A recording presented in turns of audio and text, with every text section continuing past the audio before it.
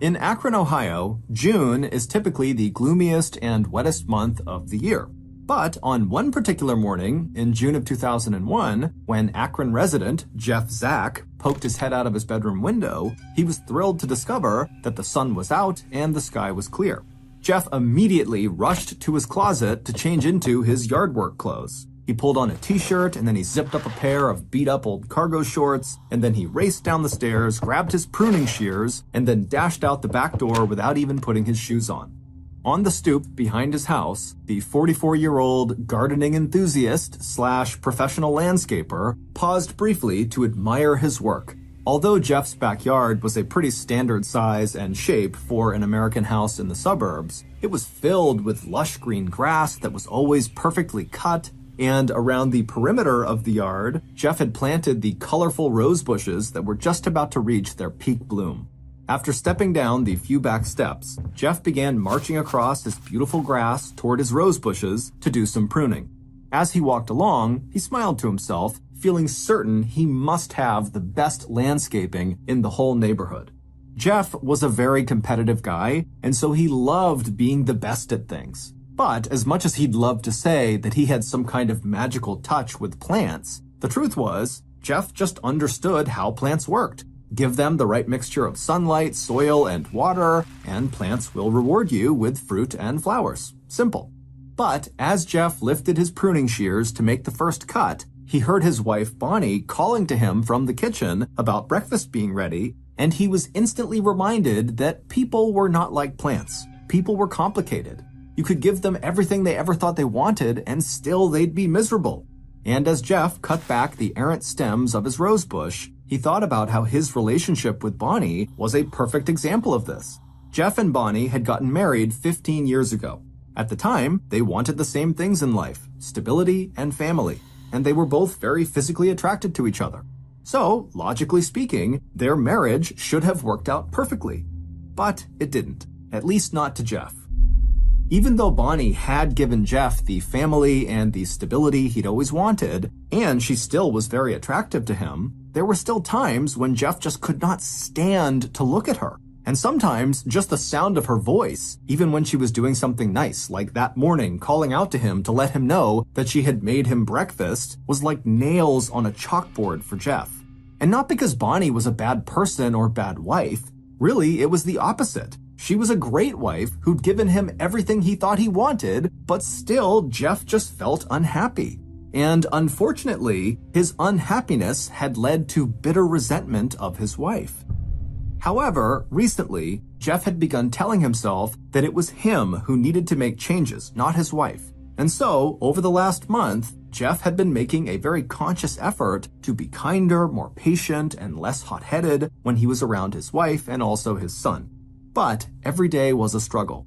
After cutting one more stem on his rose bush, Jeff stood up and walked back over to the door leading into the house. He paused just outside of it and took a few deep breaths to calm down. He knew he felt annoyed with his wife, for really no other reason than he heard her voice. But he told himself today he would do his best to be a better husband and a better father.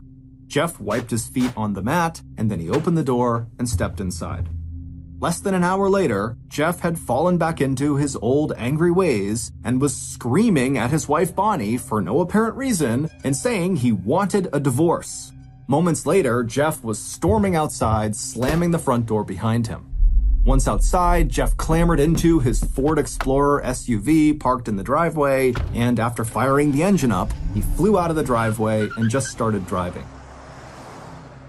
For the next couple of hours, Jeff drove around the city aimlessly, honking and yelling at other drivers, and just kind of generally taking out his anger on anyone who happened to come near him. But at a certain point during this kind of crazed drive around town, Jeff realized he actually had a lot of errands he needed to run, so he decided he would start doing those. Jeff usually had a lot of errands to run because he worked in a lot of different businesses. In addition to professionally landscaping, Jeff also worked as a handyman, he did some flooring work, and he also owned and operated a slew of vending machines around town.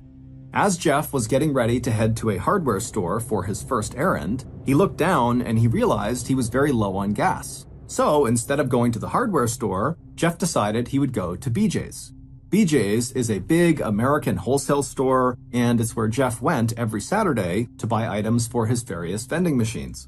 BJ's also had their own gas station right out front near the parking lot, so Jeff figured he could get the gas he needed for his car and then also knock out a vending machine refill run. When Jeff arrived out front of BJ's and looked at the parking lot and the gas station, he was immediately struck by how crowded the place seemed. Now, BJ's is a very popular store, and the parking lot is usually full of people, but this day it just seemed like there were way more people than usual. But when Jeff looked at his watch and saw the date, he knew why. It was Saturday, June 16th, the day before Father's Day, and so most likely, all these people were here getting all the things they would need for their celebration the next day. Things like hot dogs and hamburgers, chips, soda, lawn chairs, charcoal for grills. Father's Day is a big cookout day in the US. And as Jeff thought about Father's Day, his heart sunk. What a terrible father and husband he had been that morning, yelling at his wife and slamming the door on the way out. Suddenly, all Jeff wanted to do was rush home, say he was sorry, and give his wife and son a big hug. So he whipped his Ford Explorer into the gas station right up alongside an open pump, and as quick as he could, he got to work getting the nozzle into his car to start filling up. There were so many vehicles moving in and out of the gas station that Jeff didn't even notice the motorcyclist in the full-faced helmet pull up right behind him. After filling his car's tank and then putting the pump back in the holster, Jeff climbed back inside of his car. And there, sitting behind the wheel, Jeff glanced over at all the happy families buzzing around the BJ's parking lot, loading their Father's Day celebration goods into their cars, and as he watched, Jeff felt another pang of regret about how he had acted that morning. Luckily, he'd be home soon, he could apologize, and maybe even salvage a fun Father's Day the next day. But before Jeff could fire up his car's engine, the motorcyclist in the full-faced helmet that had pulled up behind Jeff walked up to Jeff's driver's side window. Jeff noticed him and looked up at him through his window very inquisitively, and as he did this, the motorcyclist casually raised a .38 caliber handgun from his waist, he aimed it at the glass, and fired a single shot directly into Jeff's face. Jeff's head fell forward onto the car's horn. And suddenly, between the sound of the gunshot and the sound of Jeff's car horn, which was now just blaring constantly, everyone at the gas station and in the nearby BJ's parking lot was thrown into a sudden panic. That is, everyone except for the motorcyclist who had just shot Jeff. While everyone else was screaming and running around and trying to figure out what was going on, the motorcyclist simply turned around, walked calmly back to their bike, and then rode away from the scene as if nothing happened. One of the people who actually saw the shooting take place was the gas station attendant, and within 30 seconds of the shooting, this attendant was on the phone with 911. But by that point, it was already too late for Jeff. He was dead. Jeff had been murdered in front of dozens of people in one of the most crowded shopping centers in the city, and yet, when police arrived just a few minutes after the 911 call, they would discover that not a single witness could actually identify the shooter. In fact, nobody could even say for sure if the shooter was a man or a woman. All that anyone could remember was that the motorcyclist had been wearing a full-faced helmet and that they were riding a green and white Ninja motorcycle. Given the cold-blooded nature of the murder and the fact that it was done in broad daylight in public, the police knew it was only a matter of time before the news of what happened found its way to the victim's family, Jeff's family. To ensure that that was not how the family learned about Jeff's death, not long after arriving on scene and identifying Jeff, police officers radioed back to the station to tell the chief that someone needed to go to Jeff's house ASAP to break the news. 15 minutes later, a pair of detectives arrived in front of Jeff's perfectly landscaped two-story home. And when Jeff's wife, Bonnie, opened the door, the police were apologetic but direct. They told the 46-year-old woman what happened to her husband and asked if she knew of anyone who might want to hurt him. Bonnie leaned against the doorframe as if it was the only thing holding her up. It was clear that Bonnie was shocked by the news of her husband's death, but as Bonnie would tell the detectives, she was not exactly surprised by it. For one thing, Bonnie said, Jeff had a lot of enemies. In fact, Jeff seemed to make enemies wherever he went. He was an aggressive and deeply unhappy person who seemed to enjoy being confrontational. So, as far as Bonnie was concerned, it was definitely possible that Jeff had been killed by someone he had upset. But Bonnie was quick to tell police that she did not think her husband had been killed by a total stranger. Before saying another word, Bonnie scanned the street out front and then invited the detectives to come inside her house where she could explain why she thought this was no random attack. The detectives followed Bonnie into her kitchen, and once they were all seated around the table, Bonnie told them that she believed her husband knew he was going to be killed. She said about a month earlier, Jeff had started acting different. Bonnie admitted that for years, Jeff had been emotionally and physically abusive with her. He also cheated on her constantly, and sometimes, as recently as that morning, he threatened to divorce her. But lately, Bonnie told them, he'd been generally kinder to her, all things considered, which was very noticeable, and he had also begun saying strange things to her that seemed to indicate that he thought he was going to die soon. Bonnie said that 3 weeks earlier, Jeff had taken her down into their basement to show her where he kept his financial papers. Bonnie asked him why he was showing this to her now, all of a sudden, after 15 years of marriage, and Jeff just said it was because he wanted her to know where to find things in case he wasn't around to provide for them. Bonnie thought this was totally ridiculous because her husband seemed totally healthy, and so she didn't think much of it. However, Bonnie told the detectives that just a few days ago, someone had called their house and left a voicemail for Jeff. It was a man who just kept demanding to speak with Jeff, and his tone very obviously suggested he was not happy with Jeff. Bonnie had saved the voicemail and wound up playing it right there in the kitchen for the detectives. And after the short message was over, they agreed that whoever was calling sounded very threatening. Bonnie told detectives that when Jeff came home on the night that this voicemail came through, she immediately played it for Jeff and then asked him who was that. Bonnie would tell detectives that as Jeff listened to this recording, he looked visibly frightened by whoever was on the phone. But he would say to Bonnie that he didn't know who it was or what they wanted, and that Bonnie should just forget about it and move on. But Bonnie could tell her husband was lying. It seemed obvious to her that Jeff knew who this guy was, he knew what he wanted, and he just didn't want to tell her. This information was obviously very interesting to the detectives, but the most interesting thing they would hear while visiting Jeff's house was not this recording or anything Bonnie said. Instead, it was something Jeff and Bonnie's 12-year-old son said. While Bonnie and the detectives sat at the kitchen table talking, Bonnie and Jeff's son came into the house, and after he was told what happened to his father, he was absolutely devastated, but after composing himself, he told police that he might know who killed his father. He said just one night earlier, he had been watching TV with his dad when out of the blue, his dad, Jeff, turned to him and said, "If anything happens to me, Ed George did it." At the mention of this name, Ed George, the detectives' ears perked straight up because they knew who Ed George was. In fact, pretty much anyone who lived in Akron, Ohio knew who Ed George was. Ed was one of the wealthiest men in Akron, and he owned one of the city's most popular institutions, a place called Tangier. Tangier was part restaurant, part nightclub, and part banquet hall. And over the years, it had played host to major celebrities and personalities, ranging from the Beach Boys to Tina Turner to President George H.W. Bush, and years later, his son, President George W. Bush.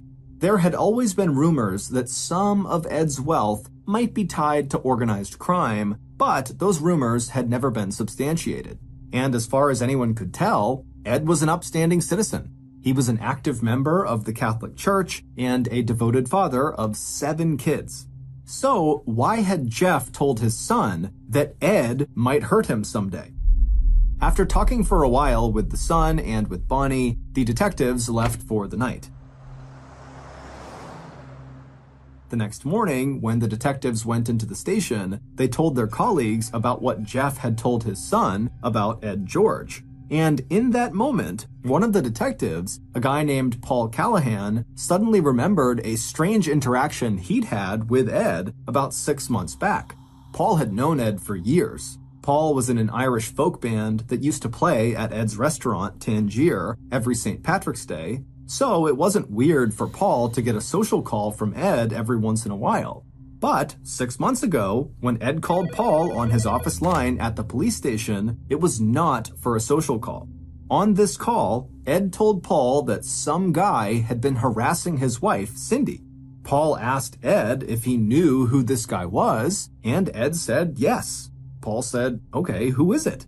But Ed said he didn't want to tell Paul. He also said he didn't want to file a police report. At first, Paul was confused by this, but he sensed that maybe Ed was just looking for some advice on how to handle the situation on his own. So Paul told Ed to just go confront the guy and tell him to leave Cindy alone. Ed said, "Okay, thank you," and then they both hung up. Now, normally, Paul might have just forgotten about a call like this. Except, this was not the only time Ed called Paul about this guy who was harassing his wife. In fact, just 2 weeks earlier, so roughly 5 months after this first call Paul got from Ed, and only 2 weeks before Jeff's murder, Ed called Paul again to say this guy was still harassing Cindy. After Paul finished telling his colleagues about these strange calls he got from Ed, the whole police department quickly began to wonder if maybe the guy who was harassing Ed's wife was actually Jeff, and maybe Ed did confront Jeff about it, and in the process of this confrontation, Ed killed Jeff. Regardless, the police knew they needed to figure out why Jeff had told his son that he thought Ed was going to hurt him. And who better to ask than Ed himself?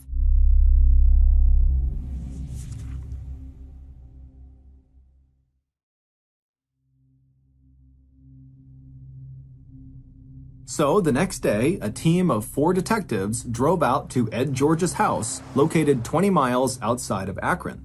The house was actually more like a compound. It sat on 18 acres of land and was made up of 2 big buildings. There was the main house, which was a whopping 8,000 square feet, and then there was the second house, which was a separate 4-bedroom home just for Ed and Cindy's servants. The detectives had all heard about how big Ed's property was, but when they turned off the main road and began driving up Ed's long driveway, they were all stunned by the sheer size of everything. The detectives reached the end of the driveway and parked right near the front steps of the main house. Then they climbed out of their vehicle and walked up to the front door and they knocked. A moment later, they heard shuffling feet coming from inside the house. Then the door slowly opened and the detectives were met with one of the George family's nannies. After the nanny said a quick hello, she asked the detectives what they were doing there. And when they explained the situation, the nanny said that Ed was actually not home at the moment. He was out golfing and wouldn't be back for a while. But she said Ed's wife, Cindy, was home if they wanted to talk to her. The detectives tried to act casual. They said, "Okay, yeah, sure, we'll talk to Cindy." But secretly, the detectives were actually thrilled about the prospect of talking to Ed's wife without Ed around to supervise. The detectives knew Cindy from Tangier. She often acted as the hostess. She was warm and charismatic, and she was also extremely beautiful. In fact, just 1 year earlier, Cindy had placed 3rd in the Mrs. Ohio America pageant. But when 47-year-old Cindy emerged from her wing of the house, she looked extremely frail and broken down. The mother of 7 smiled a weak smile and then invited the detectives to join her in one of the family's large sitting rooms. Once they were all settled in, detectives explained that they were there to ask some questions about the death of Jeff Zach. Cindy was nervous, but she told them she would do her best to answer all of their questions. When asked what her husband, Ed, had been doing on the morning that Jeff was murdered, she said he had spent the entire morning at Tangier dealing with a drainage issue. As for her own whereabouts that morning, Cindy said that she was at home with her 7 kids getting everybody ready to go to a friend's wedding that was being held later that afternoon. When the detectives eventually shifted the conversation and asked Cindy directly if Jeff had been the person who was harassing her, Cindy seemed taken aback that they knew about that, but after taking a breath, she looked down and said, "Yes, he was." Cindy said that Jeff had actually been a friend of the family for many years, but at some point earlier that year, he just started calling the house incessantly, asking to talk to Cindy. When asked, Cindy said she did not know why Jeff was calling so much or what he wanted to talk to her about, but she didn't say it confidently, And as she said this, she looked kind of troubled. To the detectives, it seemed like Cindy might be hiding something about Jeff, but she also seemed totally scared about it. So the detectives very gently followed up with another similar question to try to figure out what Cindy knew. They said, well, even if you don't know why he was calling you, could you maybe just take a guess as to what he wanted? Cindy looked down at her hands as if the answer to this question was written somewhere on them, and then, after a long pause, she looked back up at the detectives and shook her head before telling them again she just didn't know. The detectives felt confident that Cindy did know more about Jeff than she was letting on, but they got the feeling that she was not going to open up much more that day. So they very politely wrapped up the conversation, thanked Cindy for her time, and then they made their way back outside to their car and headed back to the station. The next morning, Paul called his old friend Ed and asked him if he wouldn't mind coming into the station so they could ask him some questions about Jeff Sack's murder. Ed responded by saying, of course, me and Cindy will be there soon. But neither Ed nor Cindy would come down to the police station that day. Instead, about an hour after that phone call with Paul, Ed's lawyer showed up at the police station and walked straight up to Paul's desk and informed the detective that his client, Ed George, would not be participating in this investigation. The lawyer then turned around and left. Paul was stunned. He felt like if Ed was innocent, he never would have sent his lawyer in like that. But without evidence tying Ed to Jeff's murder, there was really nothing the police could do. Over the next few weeks, the police tried calling Ed and Cindy's friends and relatives in the hopes that someone would be willing to shed some light on what happened between Ed and Cindy and Jeff. But one after another, Ed's friends and family all declined to speak with law enforcement and just told the detectives to speak with their lawyers instead. And these lawyers, the detectives would discover, were all being paid for by Ed. But again, despite how guilty Ed looked, without evidence, there was really nothing police could do about Ed or how he was conducting himself. So the detectives had to go back to the drawing board. They spent days reviewing the crime scene photos and reading witness statements and playing Bonnie's voicemail tape over and over again, but none of that got them anywhere. And then, one day, the detectives realized they'd missed something. The detectives were sitting around at a conference table talking in circles about the case when one of the detectives picked up a photo of the George family, and this detective immediately noticed something. In this photo were Ed and Cindy and their 7 kids. 2 of their kids were adopted, and so of course they looked nothing like Ed or Cindy. But as this detective stared at this photo, they noticed that 4 of the 5 biological children looked exactly like Ed and Cindy. But the 5th biological child, the youngest, the 8-year-old, looked nothing like Ed or Cindy. Instead, this youngest child looked just like the murder victim, Jeff Sack. The detective who noticed this turned the photo around to show her colleagues, and after looking it over, they all agreed. And if this 8-year-old child was indeed Jeff's child, not Ed's, then the child was clear evidence of an affair happening between Cindy and Jeff, which would give Jeff a reason for wanting to call Cindy all the time, and it would give Ed a motive for wanting to kill Jeff. When the detectives brought this theory to the county prosecutor's office, they agreed there was enough evidence to get a warrant that would force the Georges to take a paternity test. So that's what they did. The warrant was issued, and on August 24th, 2001, a little more than 2 months after Jeff's murder, Ed and Cindy, along with the 8-year-old youngest child, arrived in a doctor's office to take a court-ordered DNA test. And sure enough, when the results came back 3 weeks later, it would show that Jeff was the father of this child, not Ed. The George family was notified by phone, so the detectives didn't get to see how Ed or Cindy reacted to the news. But when the results of this paternity test made it to the local press, people were absolutely shocked.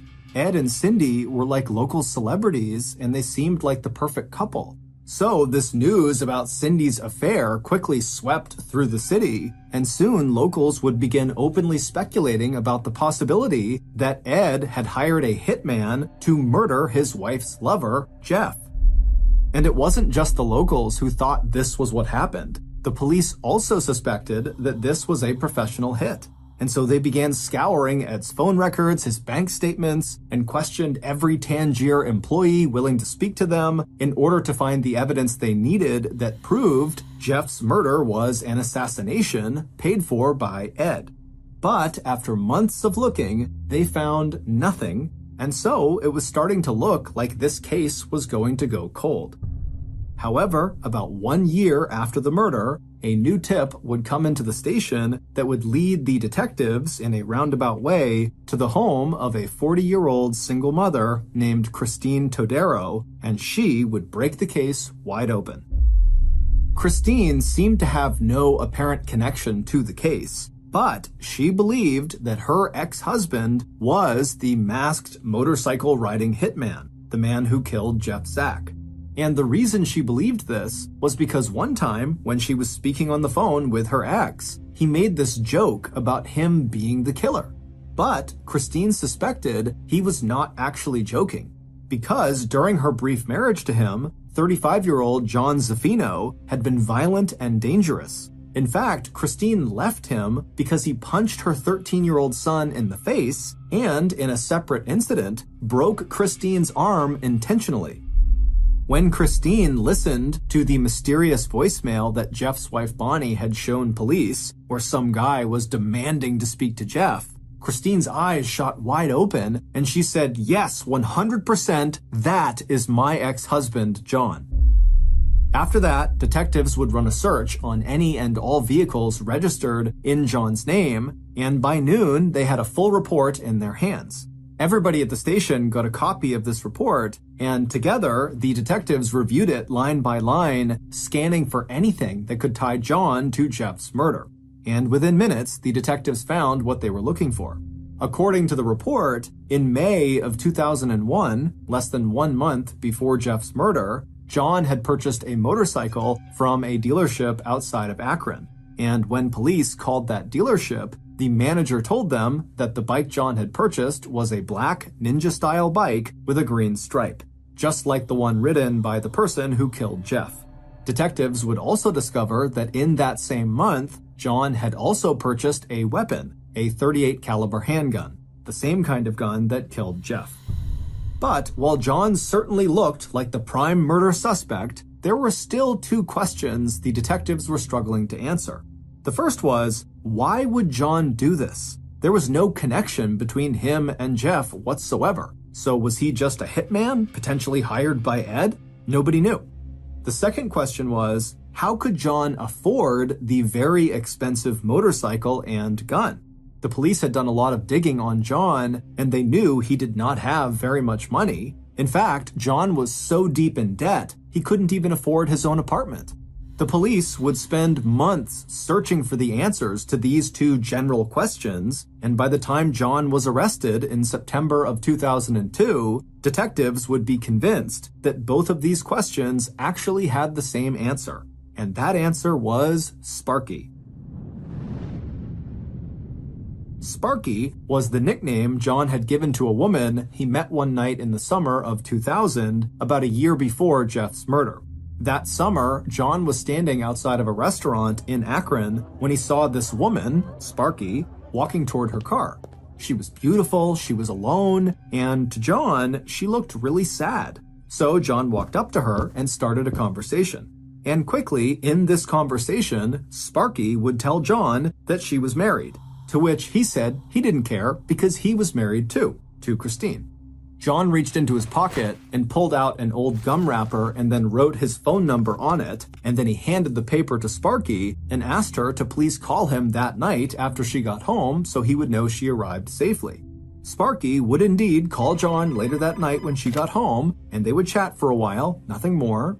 But not long after this first interaction, Sparky began sneaking off from her husband to go meet up with John. Now, at the time, John did not have a steady source of income or an apartment of his own. So, not long after they met, Sparky moved John into an apartment that she paid for where they could spend the nights alone together. She also paid all of John's other bills and bought him a cell phone so she could reach him whenever she wanted.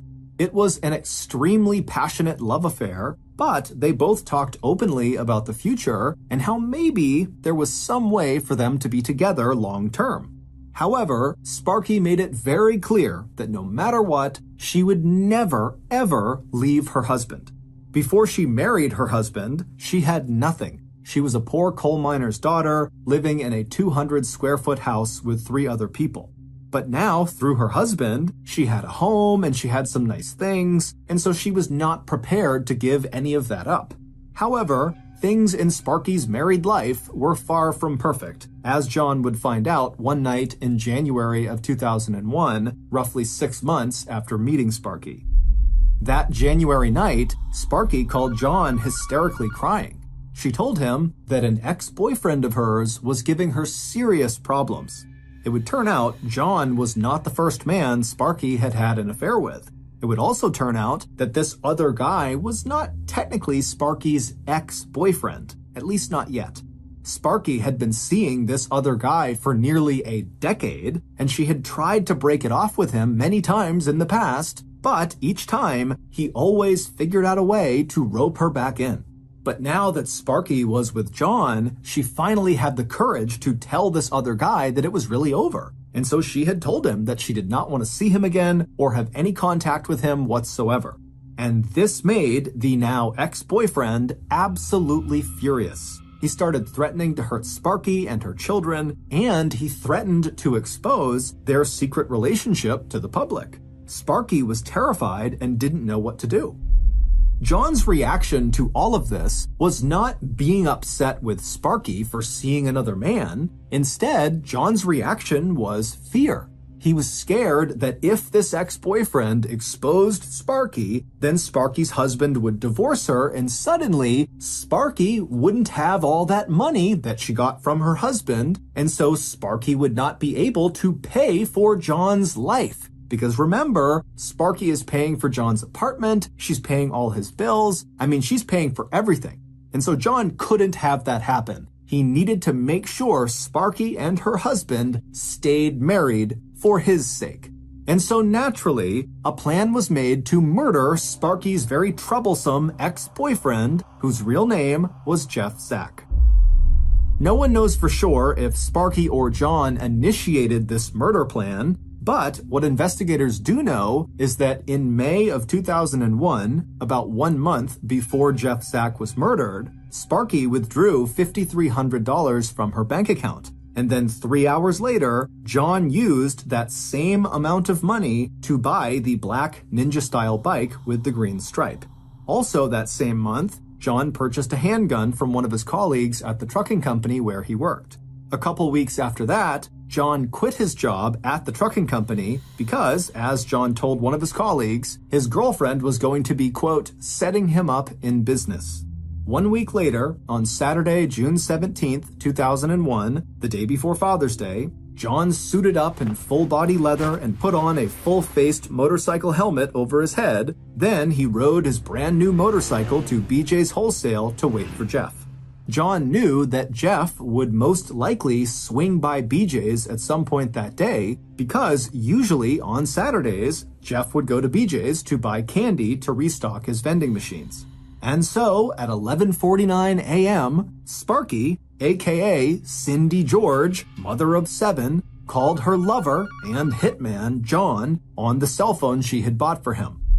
The pair talked on the phone while John rode in circles on his motorcycle around the BJ's parking lot, hoping, praying that Jeff would show up.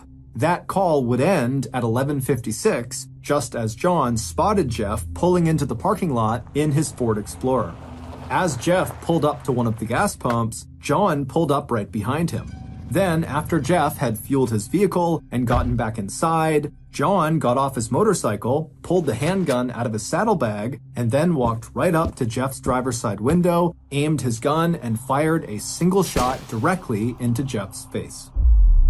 In the confusion that followed, John managed to hop back on his motorcycle and ride quickly away from the scene without being followed. About 20 minutes later, when he'd reached a safe distance from the crime scene, he called Cindy again. We don't know exactly what was said on that call, but it's assumed that on this call, John told Cindy that he had just killed Jeff and that she no longer had to worry about her marriage to Ed falling apart. But, of course, whatever peace that murder brought for Cindy and John was short-lived. Because in June of 2003, almost exactly 2 years after Jeff was murdered, John was convicted of murder and sentenced to life in prison. Cindy would be arrested a year and a half after John went to jail, and then 11 months after her arrest, Cindy would be convicted of conspiracy to commit murder and sentenced to life in prison as well. However, Cindy's conviction would not stand. Less than 2 years after being sentenced, her conviction was overturned on appeal. The justices ruled that the evidence presented in her trial was insufficient to prove her guilt. And so, on March 22, 2007, almost 6 years after the murder of Jeff Zack, Cindy George was released from prison. And waiting for her outside the prison walls were her 7 kids and her husband, Ed. After a long, tearful embrace, the family hopped into a car and took Cindy back to their giant estate outside of Akron, where she and her family still lived. Chichijima is a small Japanese island about 500 miles south of the Japanese mainland. During World War II, the Japanese put a base on this island, and they put 2 radio towers at the top of the 2 mountains on the island. These radio towers became integral to the Japanese communication and surveillance operations in the Pacific during the war. And so at that time, the island was heavily fortified with up to 25,000 troops and huge anti-aircraft guns. Because of the island's obvious strategic value to Japan, the Americans wanted to take it from them. But American military strategists advised against that, saying that any amphibious landing of this island would result in massive casualties for Americans, and the Japanese would likely just repel the attack anyways. And so the Americans decided to go with the next best thing, which was to attempt to bomb the 2 towers and cut out their communications. So in June of 1944, American aircraft carriers, which are those huge ships that planes can take off of and land on, they headed for the island of Chichijima. And once the island was completely surrounded, the Americans began launching their pilots to try to take out these towers. But the Japanese fought back in a major way. And despite taking heavy casualties on their side, they repelled every American air raid and kept them from bombing their towers. After several months of these failed missions over Chichijima, the American military leaders were incredibly frustrated. They knew this was going to be a difficult mission, but they didn't expect it to be this difficult. However, this island was so strategically important that the Americans knew they had to just keep on sending pilots in until they took out these towers. And so in September of that year, the Americans were back to planning another raid over Chichijima Island, and one of the pilots selected to go on this particular raid was a 20-year-old named George, who actually was the youngest pilot in the United States Navy at the time. But despite his age, he had actually flown in several combat missions already and had actually been shot down already and had to eject into the ocean and was subsequently rescued. On the morning of this raid, George, along with his 2-man crew, which was his radio operator named Dell and his door gunner named Ted, they boarded the plane, and then at 7:15 a.m., George and his crew took off, along with dozens of other American aircraft that were part of this operation.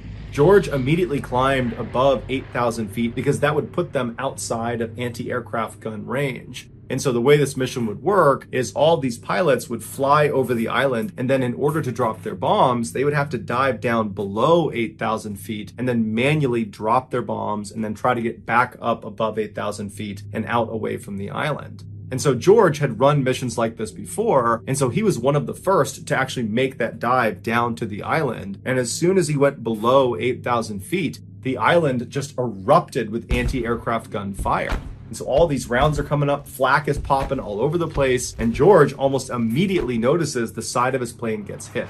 But the plane's stable enough that he decides he's just going to keep on diving down and complete the mission. And he's yelling back to Ted and to Dell to hold on, and they get all the way down to 3,000 feet when George releases 2 500-pound bombs that are direct hits on the radio tower he was assigned to bomb. But at this point, George's plane is now engulfed in flames. It can barely fly. And so George is again yelling at Ted and Dell to hold on. He's pulling back on the lever, and he begins to turn himself away from the tower out towards the water. And he manages to fly away from the island, but he can feel the plane starting to go down. Now, George had previously been shot down before, and what he learned from that is how important it was to fly as far away from the enemy as you possibly can before you bail out of your plane. Because if you bail too early and you land in the water right near where the enemy is, you'll just get captured. And so George was holding on to that lever and keeping his plane up as long as he possibly could. And so he's flying and getting lower and lower and lower and closer to the water. And Ted and Del are yelling at him that they got to jump out. Meanwhile, outside, the other planes that had sustained damage, the other American planes, their crews are already bailing out. But George is saying, no, hold on. And he keeps going farther and farther until he's so close to the water that it's practically too late. And then he gives the order to jump out of the plane. George abandons his controls, he leaps out the door, and he hits his head on the back of the plane as he leaps out. But his chute would open up right before he hit the water, and it would save his life. As soon as George hits the water and he comes up for air, he's under his parachute. And so he's trying to get his parachute away to get a breath of air. He disconnects his parachute from his shoulders. He clears the parachute and he's looking around and he sees his plane that is now being flown by no one go crashing directly into the water. And so immediately he's looking around for Ted and Del's parachute to make sure they're okay, but he doesn't see any parachutes anywhere. However, George notices a life raft from his plane had miraculously just landed like 10 feet away from him. So he swims over to the life raft, he climbs inside, and once he's in there, all he's thinking about is Ted and Del. So he's yelling for Ted, he's yelling for Del, but he's not getting a response. And so George turns around in the raft. So now he's facing towards the island, and to his horror, way off on the horizon, right near the edge of this island, are Japanese patrol boats that are speeding in his direction. He knows they're coming to get him and the other people that had jumped out of these planes. And so George turns back around, he leaps onto his chest on the front of this raft, and he starts using his hands to swim as fast as he can away from this island. The whole time he's screaming out for Ted and Del in hopes he's going to find them. Little did he know that both of them had not survived the crash. One had not even jumped out of the plane and had died on impact, and the other had jumped out, but their parachute had not inflated. And so George is swimming as fast as he possibly can, and he's yelling out for Del and for Ted, and he's looking, but he doesn't hear them, he doesn't see them, and he knows that not only is he not going to find his friends, but there's just no way he's going to outswim these boats. And so at some point, he just turns around and sits in the raft, and he's looking towards these patrol boats, and he knows that at some point they're going to come up here and they're going to capture him. And all he can think about is how guilty he feels about Ted and Del. And he starts second guessing his decision to keep that plane flying as long as he did and make them bail out so late. And he's thinking, I probably got them killed. And then he thought about his wife and he wondered if he'd ever see her again. And then he turned towards these Japanese boats that were much closer now, but still fairly far away. And he began mentally preparing himself for captivity. But before he could be captured, American aircraft come storming in overhead, and they go flying past him towards the island, and they start dropping bombs and strafing these Japanese boats that were coming out to get George. And so George is thinking, oh my goodness, what luck. He turns around, he gets back on his chest, and he starts swimming as fast as he can, trying to get away, knowing that these boats are totally preoccupied with the aircraft overhead.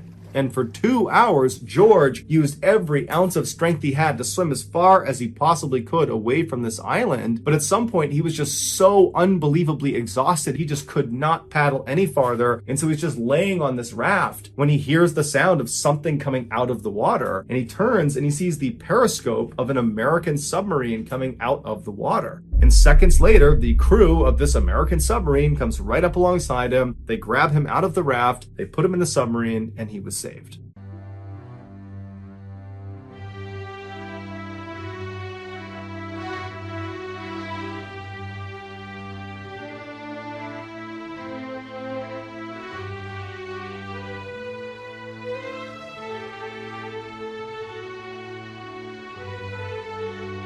Besides George, Ted, and Del, there were 8 other American airmen that had to bail out of their aircraft because they were badly damaged following this raid.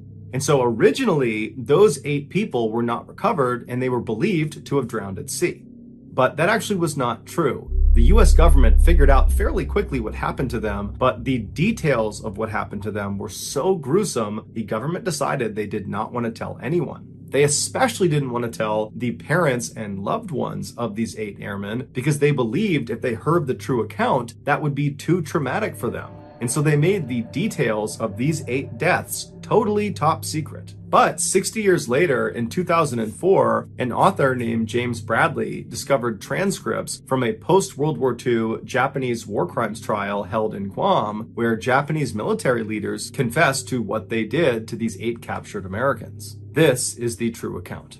Unlike George, these 8 other airmen bailed out almost immediately after they got out over the water. And so that placed them in the water very close to the island. And so before the American aircraft could come in and save the day, like they did with George, these 8 airmen were scooped up by the Japanese and brought back to the island. The Japanese soldiers on this island for the past several months have been getting constantly bombed by American aircraft, inflicting a very high casualty rate.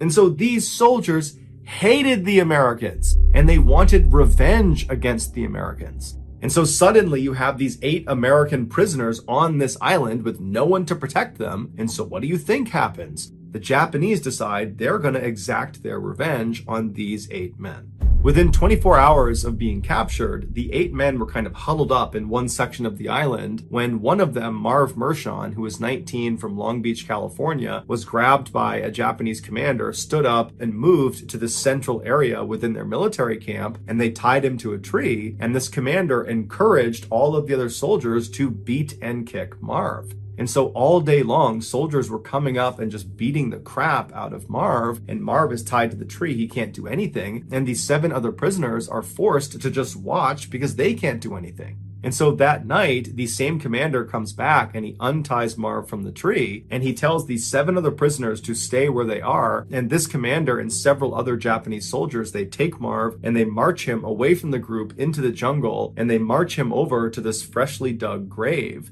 And standing next to the grave that Marv would have seen is this Japanese soldier carrying a sword. And so Marv is told to walk up to the edge of this grave. They tell him to kneel down in front of this grave, and they let him smoke a final cigarette. And apparently Marv very calmly smoked the cigarette, and when he was done, the man with the sword put a blindfold on Marv and then told Marv to extend his neck. And as soon as he did, he was beheaded. Afterwards, they buried him inside of this grave.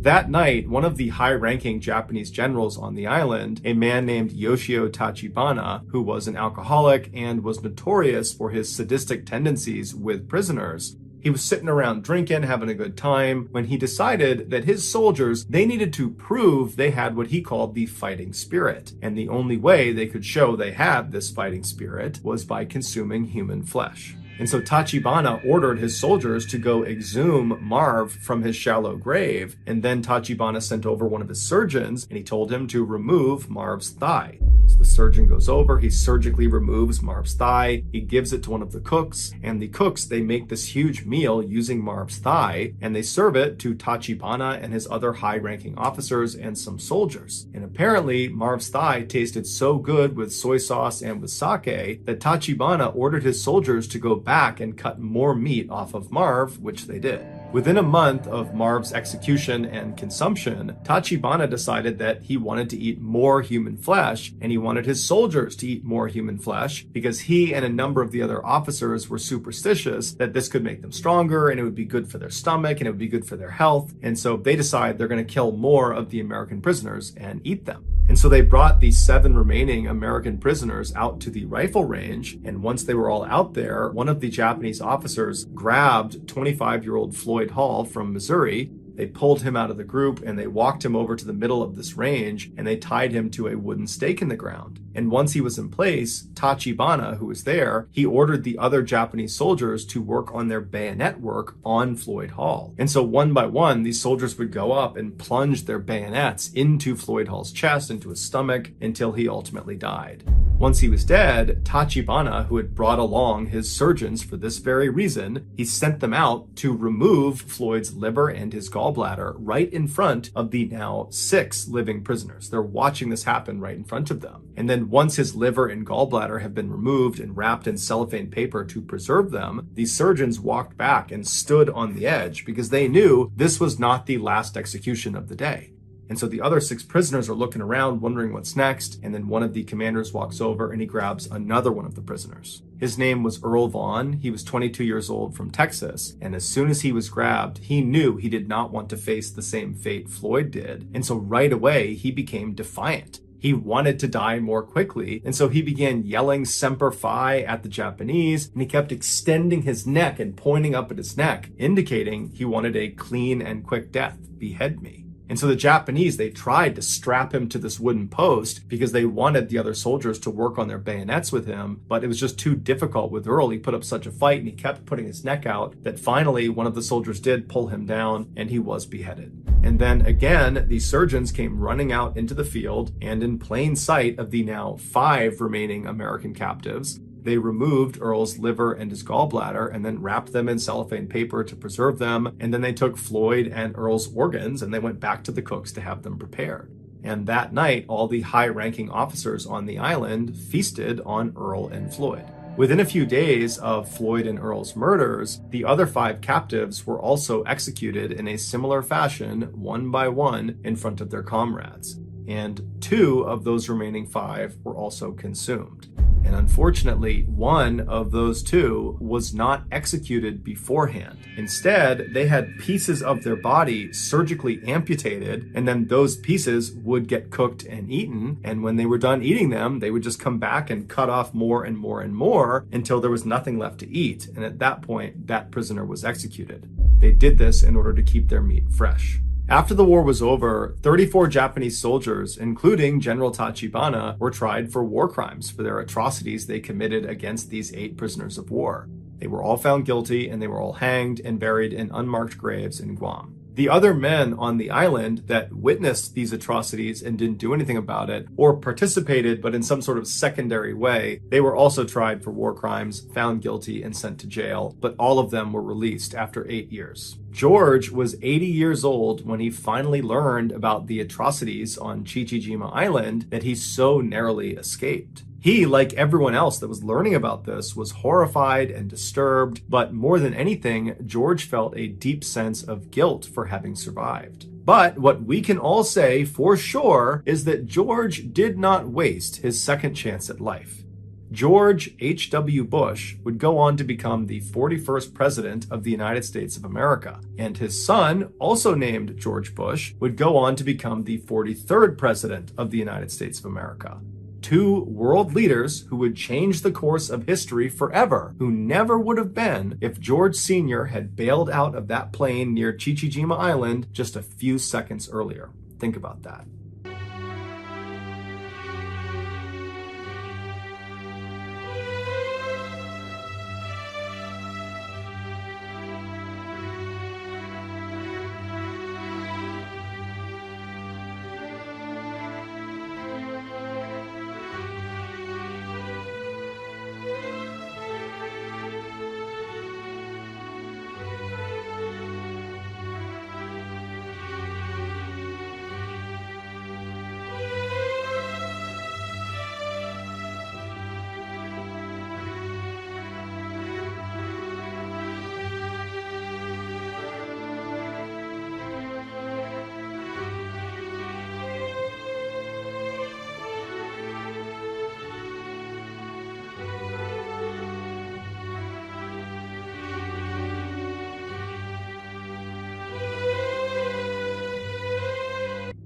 Thank you for listening to the MrBallen podcast. If you got something out of this episode and you haven't done this already, please replace the 5-star review button's hand sanitizer with lubricant right before they go out to run some errands. Also, please subscribe to the MrBallen podcast on Spotify, Apple Podcasts, Amazon, Google, and anywhere else you get your podcasts. This podcast airs every Monday and Thursday morning, but in the meantime, you can always watch one of the hundreds of stories I have posted on my YouTube channel, which is just called MrBallen.